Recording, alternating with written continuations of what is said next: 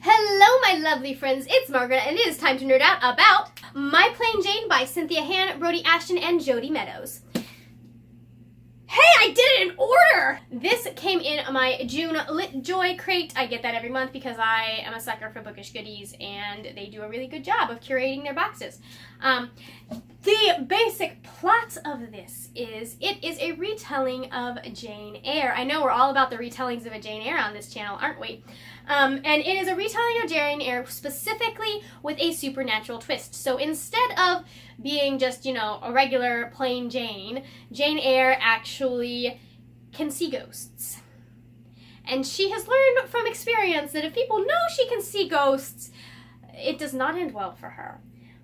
So she is at I don't remember what it is. It's that horrible orphanage that she lives at, or the school for girls. She lives there with her friend Charlotte Bronte, and she's being followed by her best friend, Helen Burns, who happens to be a ghost. There's this society that kind of hunts ghosts and, traps them in the objects that killed them so that they cannot harass people any longer, and they discover that Jane can see ghosts, and they kind of start trying to convince her to join them. So it's in, trying to escape them that she ends up finding Rochester and Thornfield Hall. I don't remember. It's been a long time since I've read Jane Eyre. I give this 5 stars. I loved it almost as much as I loved My Lady Jane, and that's only because I know so much more about Tudor history and all the craziness that was going on around it. If I had known a ton about the craziness that was going on in the Victorian era and what was going on in the modern day, I probably would have had just as much fun reading this as I was reading the Lady Janies. It's been so long since I've read Jane Eyre, I wasn't able to laugh at all of the satire and the fun that they poked at it, but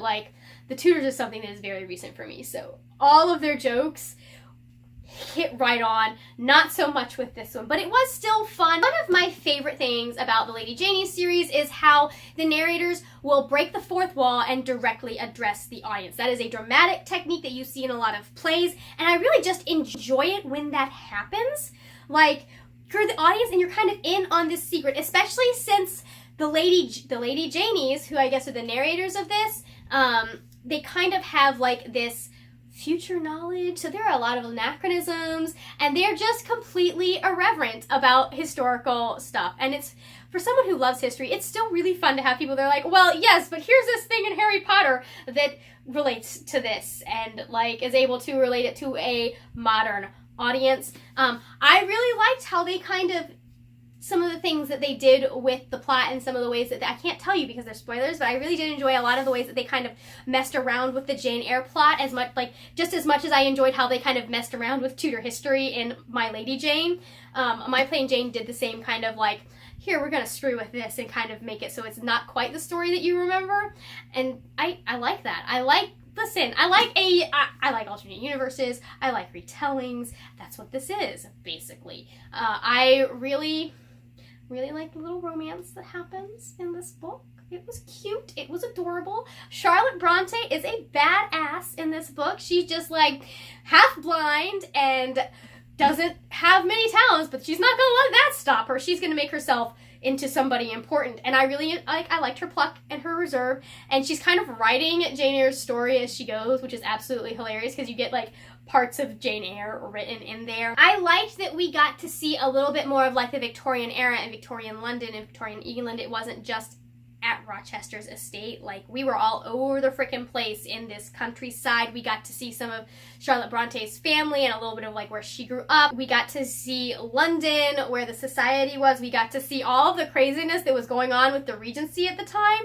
because this is during the time that George III was kind of mad, and so his son was in charge, and no one liked his son. No one liked his son except maybe I don't think his son even liked himself. Let's just get that out there. And so no one liked this dude.